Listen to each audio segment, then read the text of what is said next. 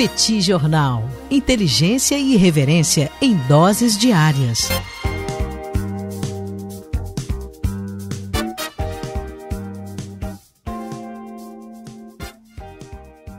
Olá, gente. Bem-vindos, bem-vindas ao Petit Jornal. Esse é o bate-papo número 952. Estamos gravando numa live no YouTube do Petit Jornal. São exatamente 21 horas e 32 minutos da terça-feira, 21 de outubro de 2025. Cá está a dupla de costume, a dupla que você conhece de cor. Tanguy, o Bagdadi animado, contente, preparado, revigorado, resiliente, retumbante, descansado e tarifado. Segue tarifado do professor Bagdadi. E temos também Daniel Souza, que é esse que vos fala. Ao longo dos próximos minutos, vamos repercutir os principais acontecimentos internacionais das últimas horas e começamos falando sobre o Japão. Japão que elegeu uma nova primeira-ministra. O Japão trocou de partido comandando o país? Não.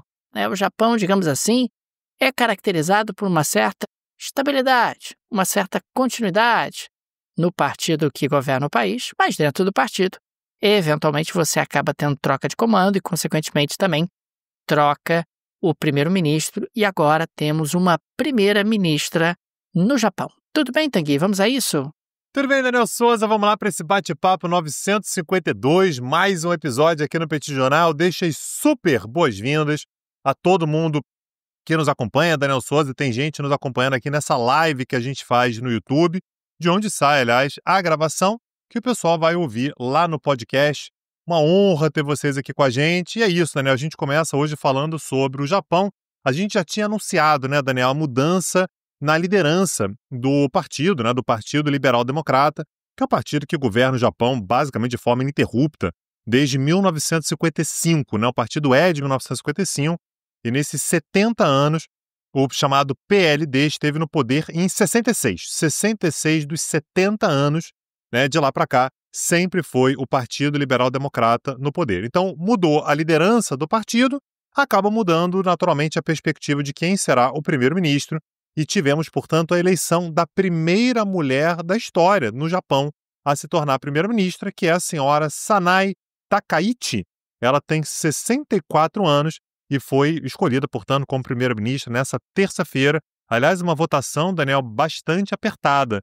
A gente está falando sobre uma Câmara Baixa, né, que tem 465 cadeiras, e ela conseguiu 237 votos. Apenas 4 votos acima do mínimo que ela precisaria para ser eleita a primeira-ministra. Aliás, isso apenas ressalta, Daniel, o fato de que o PLD vem passando por dificuldade, né? Perdeu maioria na Câmara Baixa, perdeu maioria na Câmara Alta, e para poder escolher, portanto, a Sanai Takaichi, né, a sua líder, como primeiro-ministro, teve que fazer uma composição de votos, coisa que, em outros momentos, o PLD não precisaria, com uma certa tranquilidade, conseguiria elegê-la sozinho, mas não foi o que aconteceu dessa vez, teve que fazer algumas concessões. Só para a gente entender quem é a Takaichi, Daniel, em termos políticos, né, ela faz parte da linha dura, da ala mais conservadora do partido. Então, se alguém espera que vai ter diversidade, portanto, vai haver algum tipo de abertura, alguma questão relacionada a direitos das mulheres, direitos das minorias, pode tirar o cavalinho da chuva. Ela, na verdade, durante a campanha, por exemplo, ela afirmou mais de uma vez que ela gostaria de ser a dama de ferro do Japão, numa referência a Margaret Thatcher, né, que é a grande inspiração política dela. Ela tem como grande desafio, Daniel, reanimar a economia japonesa, né? Uma economia que a gente vem falando aqui constantemente, né, Daniel? Que vem passando por um crescimento muito baixo, uma deflação persistente, e ela tem como uma das suas inspirações políticas, Daniel, além da Margaret Thatcher, também o Shinzo Abe. É curioso, né, Daniel, porque Margaret Thatcher e Shinzo Abe, né, quando a gente fala sobre as Abenomics, não necessariamente são a mesma coisa, né, mas são duas inspirações políticas dela, e ela propõe, portanto, uma política fiscal expansionista. Sempre me chama atenção, Daniel. Ela tem como referência Margaret Thatcher, ao mesmo tempo em que fala sobre uma política fiscal expansionista, com endividamento, ainda que controlado e tal, para aumentar gastos públicos em áreas como ciência, tecnologia, infraestrutura e segurança alimentar. Ela defende também, Daniel, um programa de estímulo chamado de capitalismo para todos. Aí, Daniel, é como se, na minha cabeça aqui, dois mundos se juntaram, né? Porque o Rodrigo Paz acabou de ser eleito presidente da Bolívia e ele tem exatamente esse projeto, né? Capitalismo para todos. É exatamente a ideia que ela está levando à frente no Japão também, que ela quer levar à frente no Japão, que combina investimentos estatais com apoio ao setor privado. Ela promete endurecer as políticas migratórias, segundo ela, a entrada muito grande de imigrantes deixa os japoneses à flor da pele. E na trajetória como parlamentar dela, Daniel, ela também foi contra várias pautas relacionadas a direitos das mulheres. Então, assim, é uma mulher, mas não dá para esperar políticas feministas ou qualquer coisa assim. Então, por exemplo, tem uma lei no Japão que obriga a mulher a adotar o nome do marido. E teve uma proposta, uma discussão para, de repente, isso ser eliminado e tal. Ela votou contra, ou seja, para ela, a mulher tem que adotar exclusivamente o nome do marido. Então, dá para esperar, Daniel, uma primeira-ministra bastante conservadora e que tem como desafio reforçar ou voltar a fortalecer o poder do partido dela, né, o Partido Liberal Democrata, que, como eu já disse aqui, vem passando por um processo de deterioração do seu poder e da sua centralidade, Daniel. É interessante o aspecto que você destacou, né, Tanguy, que ela se coloca como uma seguidora do Abe e da Margaret Thatcher ao mesmo tempo. A Margaret Thatcher fez uma política fiscal bastante contracionista, né, de corte de gastos do governo, e o Abe fez exatamente o contrário, fez ali uma política de aumento das despesas do governo e utilizou a política fiscal como elemento ali indutor do crescimento, uma estratégia que inclusive teve como consequência um aumento do endividamento do Império do Japão. Ela escolheu um número muito reduzido de mulheres para o seu gabinete, ao contrário do que muita gente chegou a imaginar, e a questão migratória é sempre algo que me chama a atenção. O Japão é o país mais velho do mundo, é um país que precisa realmente de migrantes para tentar manter a sua economia oxigenada e em crescimento.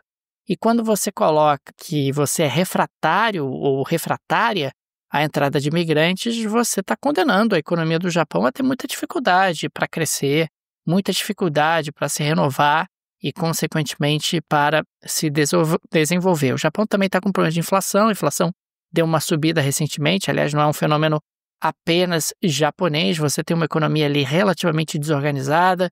O Japão também tem perdido competitividade em termos internacionais, tem perdido espaço no ranking mundial de inovação.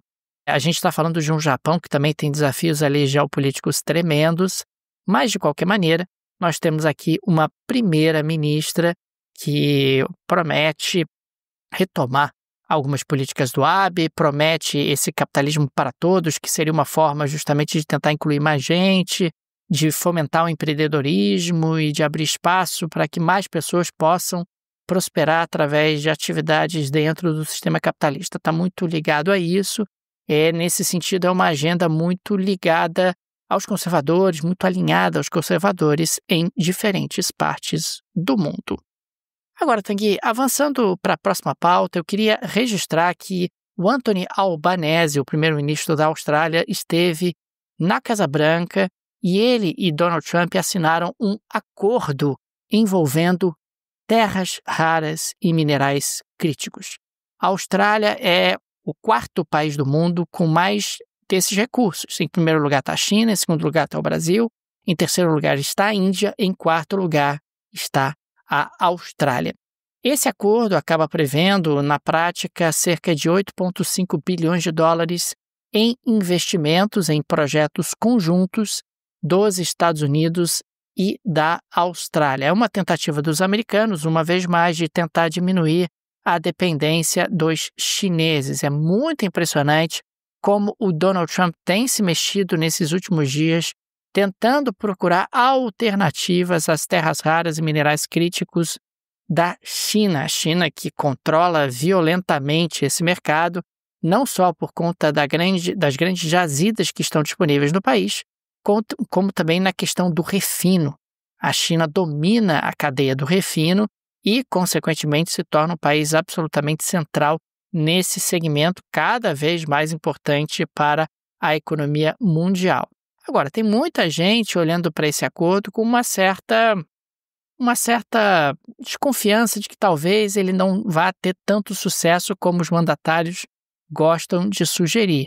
Afinal, várias plantas estão previstas, né? Inclusive algumas devem entrar em funcionamento num prazo não tão longo assim, mas os altos custos logísticos e ambientais, eles não são triviais e viabilizar essa produção em larga escala fora da China não é tão fácil assim. A Austrália já produz, né, terras raras, minerais críticos, já está nesse setor, mas a escala que os chineses apresentam é algo muito impressionante e igualar ou, de alguma forma, ofuscar os chineses nesse setor não vai ser tão simples assim, não vai ser tão rápido assim.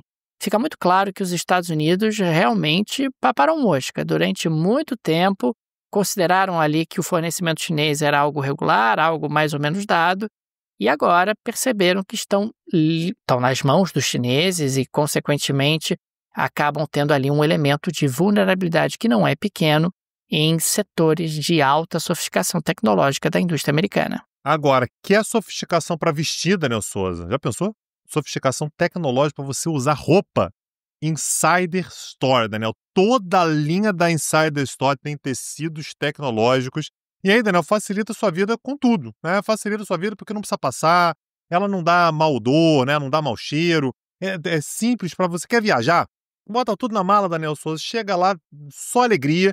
E aí, Daniel Souza, vem a novidade a partir de agora, que está liberada a Black Friday, viu?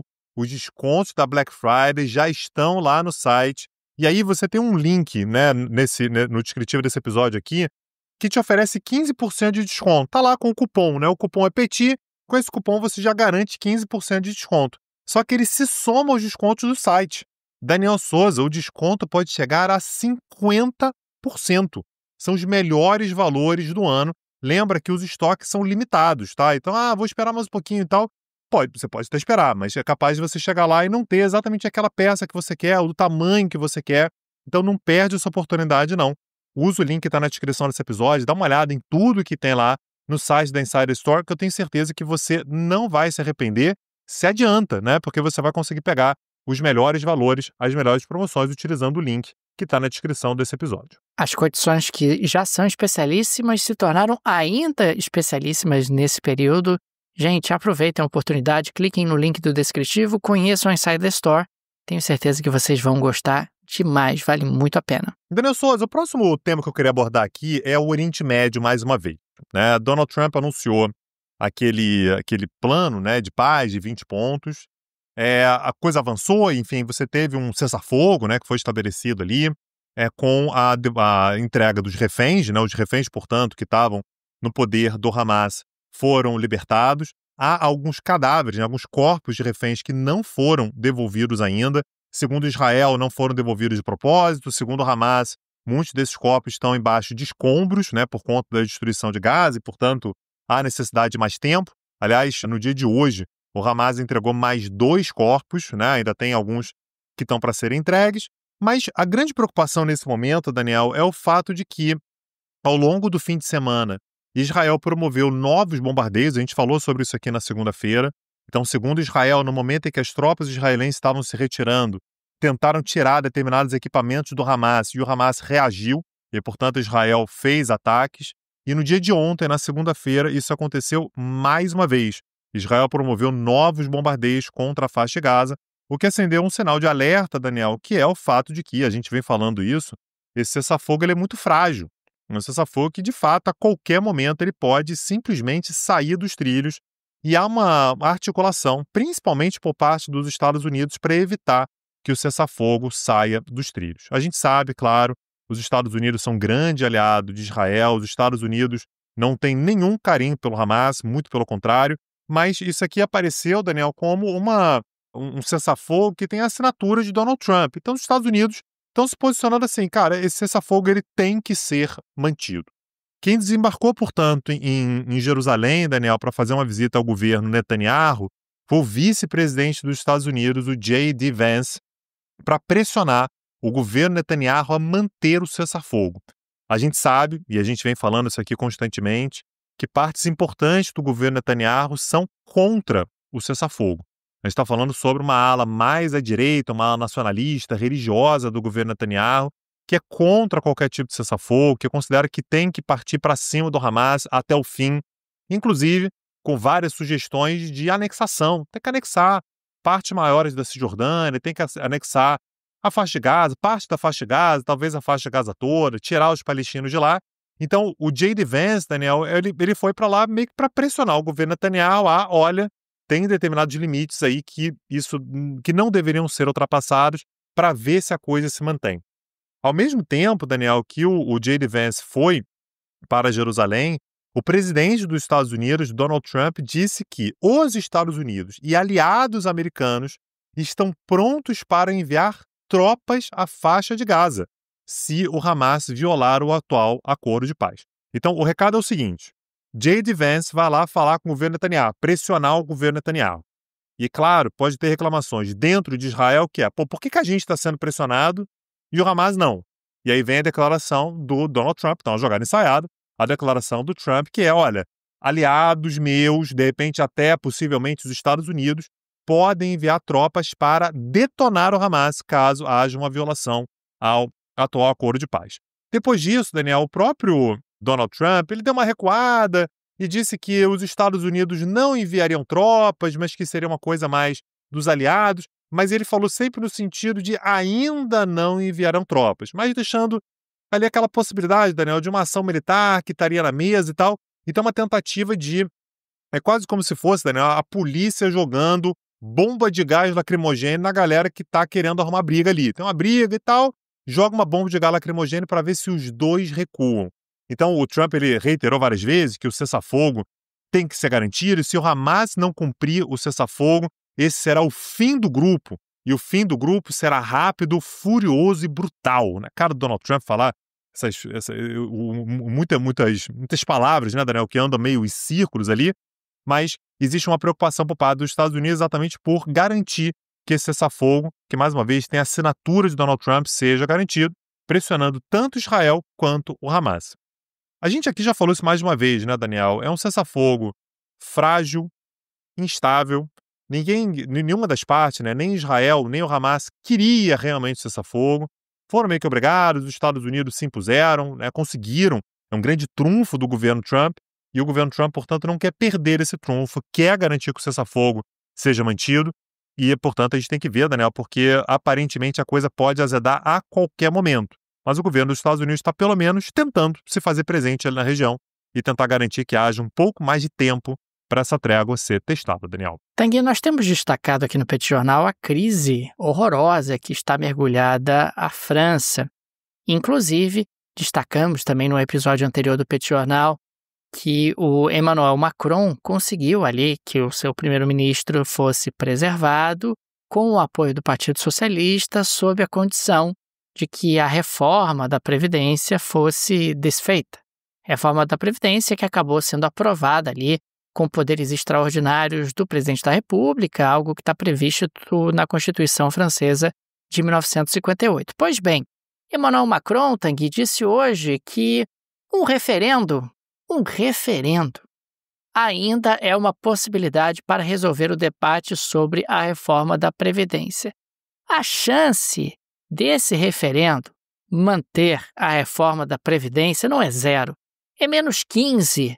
E o Emmanuel Macron, quando traz uma fala como essa, muito provavelmente está querendo tumultuar, está querendo ganhar tempo, está querendo abrir espaço para algum tipo de alternativa. Afinal, ele sabe que a situação fiscal, que já é grave, tende a se tornar ainda mais grave dentro de um contexto onde essa reforma da Previdência acaba sendo desfeita ou o governo acaba recuando em relação à reforma da Previdência. É um contexto muito delicado que os franceses estão vivendo dentro desse momento.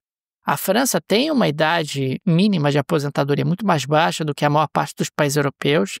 Quando você compara com os nórdicos, quando você compara com a própria Alemanha, a idade mínima de aposentadoria, mesmo com o aumento que foi feito pela reforma, ainda mantém os franceses se aposentando relativamente cedo, e isso aumenta as despesas do governo, pressiona o orçamento, dentro de um contexto onde há claramente um envelhecimento acelerado da sociedade europeia em geral e da sociedade francesa em particular. Cada vez menos gente contribuindo, cada vez mais gente usufruindo ali do benefício previdenciário.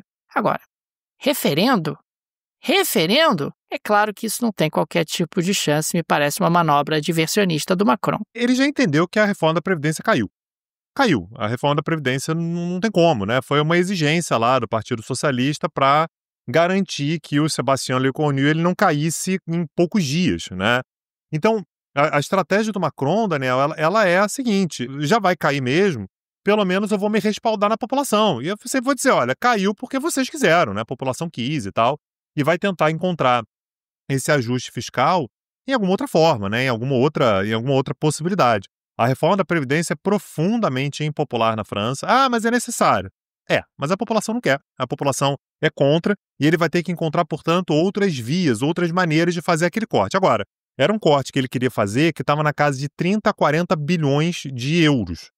Se você anula a reforma da Previdência, esse número aumenta, né? Então já não são mais 30, 40 bi. Você vai ter que fazer uma reforma maior, vai ter que apertar mais em outros pontos da economia que certamente vão incomodar de outras formas.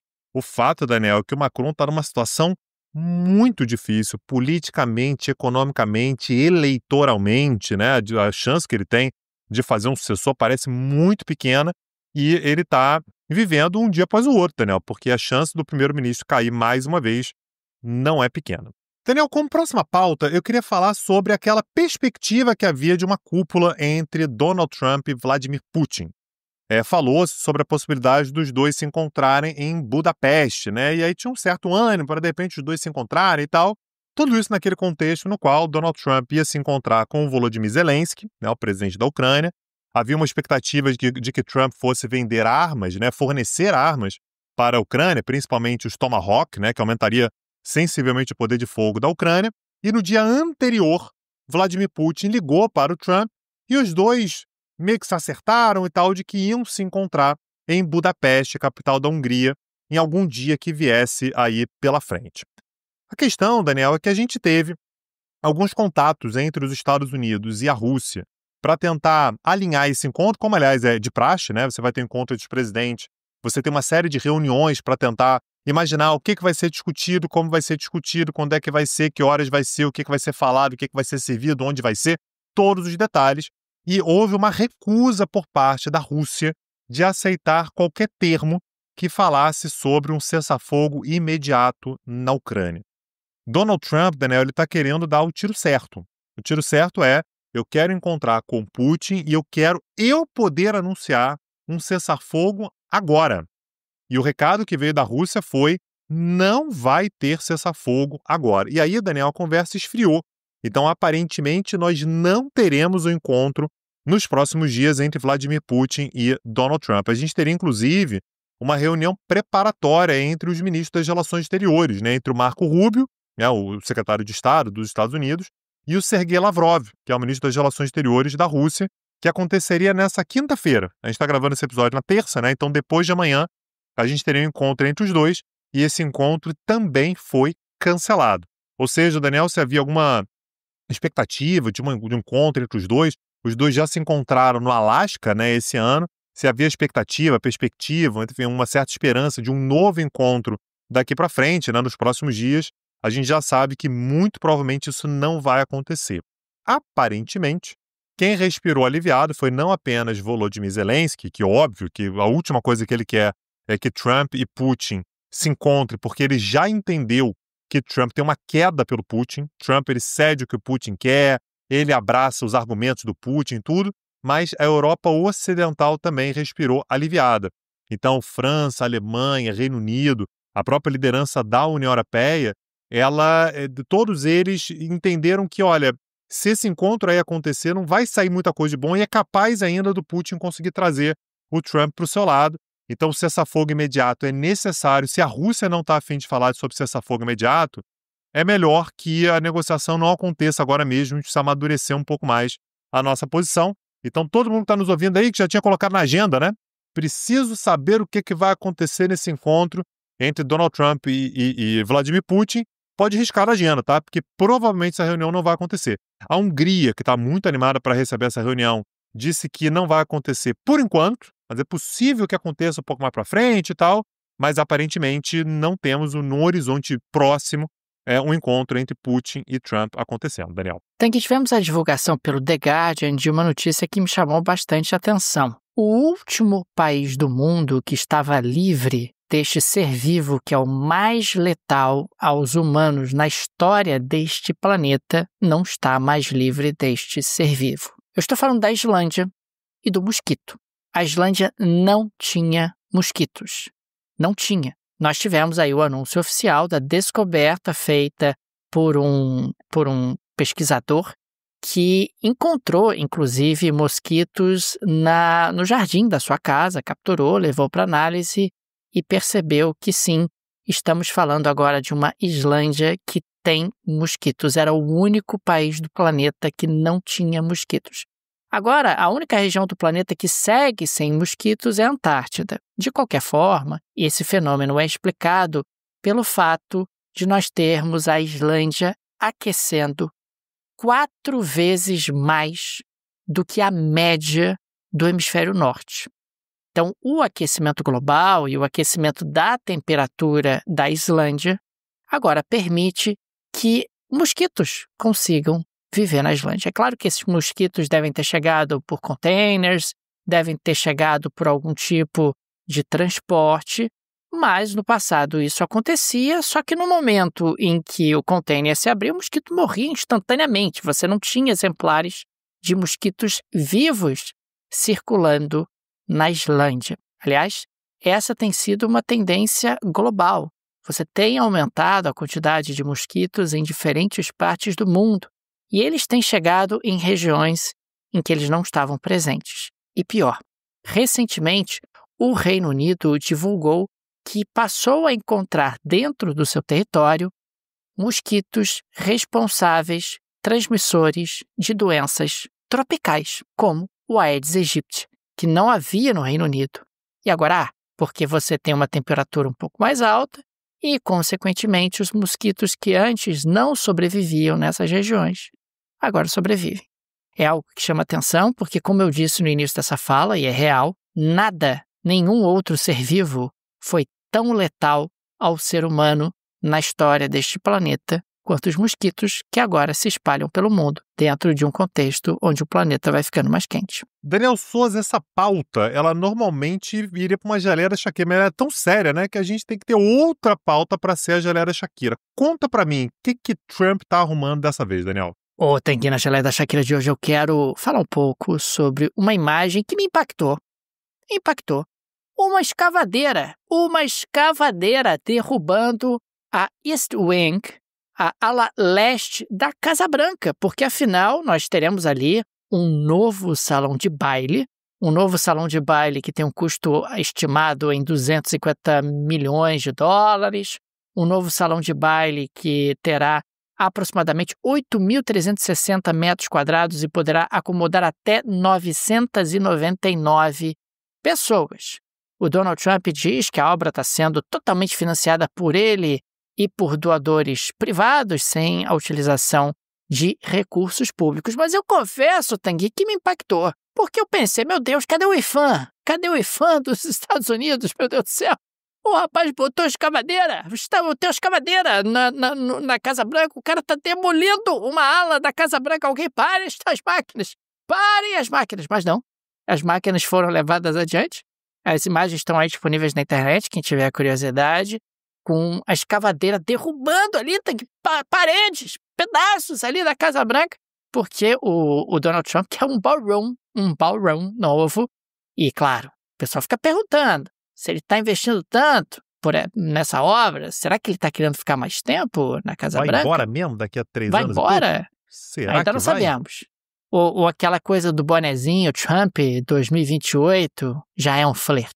Saberemos no futuro aqui no Pet Jornal. Uma casa de 1792, né, Daniel? Começou a ser construída ali. Mas por que não, né? Por que não você tirar uma parte para fazer um salão de festa para Donald Trump? Daniel Souza, se você quer saber mais sobre Donald Trump, mais sobre os Estados Unidos, se você quer saber mais sobre esse mundão de meu Deus, tem muita coisa lá em petcursos.com.br. Hoje, aliás, tivemos uma aula sobre Venezuela. Aliás, está rolando um curso sobre a América Latina. A gente vai falar sobre Colômbia, sobre Panamá, vamos falar sobre Nicarágua, né? Então, estamos falando aqui sobre a nossa região, a nossa quebrada. Alô, Matias Pinto, nossa quebrada latino-americana e se soma, né, Daniel, a outras dezenas de cursos que estão lá e no Petit Cursos. Então, acessa lá para você dar uma olhada no catálogo. Tenho certeza que você vai ter muita coisa lá que vai te interessar. Cursos completos, aulas avulsas. Para você que se torna aluno do Petit Curso, está tudo disponível lá para você, petcursos.com.br. Fica aqui também o nosso agradecimento aos apoiadores e apoiadoras do Petit Jornal, vocês que ajudam a manter esse projeto de pé. Fica o nosso carinho, o nosso abraço, o nosso muito obrigado a cada um de vocês. O Petit é uma mídia pequena, não tem nenhum conglomerado por trás, nenhuma produtora por trás, por isso a ajuda de nossos apoiadores é tão importante, por isso registramos aqui o nosso agradecimento. Fica também o convite. Se você gosta do nosso projeto, se ele faz diferença na sua rotina, considere nos apoiar. No descritivo desse episódio tem várias alternativas. Tem a chave Pix para apoiar o Petit Jornal, petijornal.pj@gmail.com, uma forma prática e instantânea de apoiar o Petit. Dá inclusive para ativar o Pix recorrente. Tem também o link para o Apoia-se, o link para o Patreon. Tenho certeza que uma dessas alternativas será confortável para você e estão todas disponíveis no descritivo desse episódio. É isso, Daniel Souza. Amanhã estamos de volta. Um abraço, até a próxima. Valeu! Tchau, tchau. Petit Jornal. Inteligência e irreverência em doses diárias. Acesse www.petitjornal.com.br.